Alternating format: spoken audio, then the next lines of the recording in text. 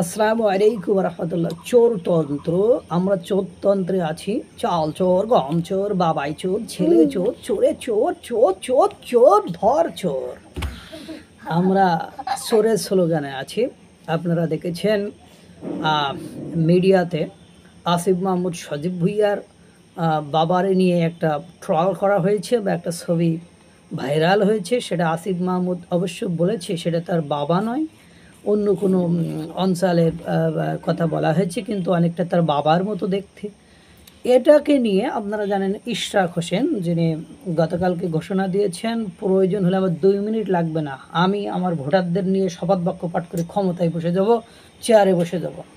সেখানে ইশরাক সমর্থকরা চাল চোর, গম চোর, চাল চোরের পুলা, গম চোরের পুলা, হ্যাঁ, এইসব বলে স্লোগান দিয়েছে আসিফ মাহমুদ সজীব ভুইয়াকে। পাশাপাশি আপনারা জানেন এই যে নাইদের পিএ 150 কোটি টাকা চোর,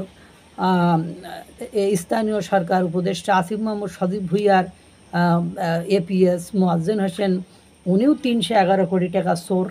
মানে এই যে চোরতন্ত্র, এই যে চোরের দেশে আমরা আসি, এবার সব তো চোর, আশেপাশে দেখি সবই চোর। গাজী সালাউদ্দিন তানভীর তিনিও চোর। এরপরে আবার কালকে দেখলাম একটা গরুর ভিডিও ছাড়লো আর এক মানে সমন্বয়কের বিরুদ্ধে, সেটাও কতটা সত্য, সব তো আবার সত্য হচ্ছে না। এ হলো অবস্থা। এরপরে ডক্টর মোহাম্মদ ইউনূসরে আগে যারা প্রশংসা করতে, এখন দেখি তারা আবার নিন্দা করে। কালকে অবশ্য আন্দালিব রহমান পাত্র সিনিসরের পুলা, যদিও সারা জীবন আওয়ামী লীগেরটা খাইছে, আর এখন আওয়ামী লীগের মানে দুর্নীতির সাম্রাজ্যবাদ মহাজাহাজ মহা ট্রেন বলে সম্বোধন করে।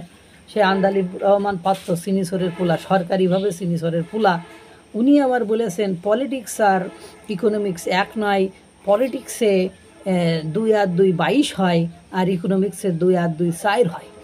মানে বিষয়টা উনি এভাবে বলেছেন। তাহলে আন্দালিব রহমান পাত্র ইউটার্ন করলো কবে থেকে? সেদিন থেকে, যেদিন তার স্ত্রীকে বিদেশ গমনে বাধা প্রদান করেছিল, নিষেধাজ্ঞা দিয়েছে, বিদেশ যেতে দেয় নাই। এরপরে আপনারা দেখছেন যে বাজেট ঘোষণা নিয়ে একেবারে সবার মাথায় হাত।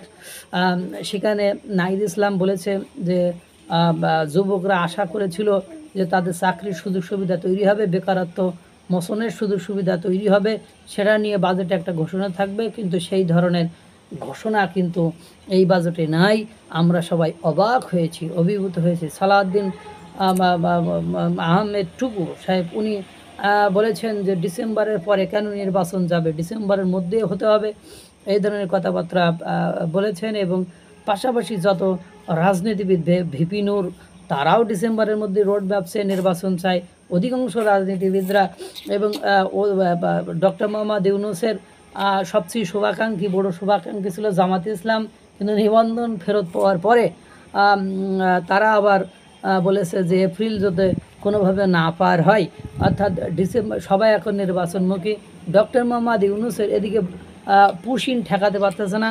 এবং আসিফ নজরুল, ডক্টর আসিফ নজরুল সাহেব, উনি যে 26 লক্ষ ভারতীয়দের কথা বলেছিলেন, ওরা যেমন পুশিন করে মানে যেটাকে ওরা বলতেছে পুশ ব্যাক, ভারত বলতেছে পুশ ব্যাক, আমাদের এরা বলছে পুশিন করে ওই দেশের জনগণকে এদেশে পাঠাচ্ছে।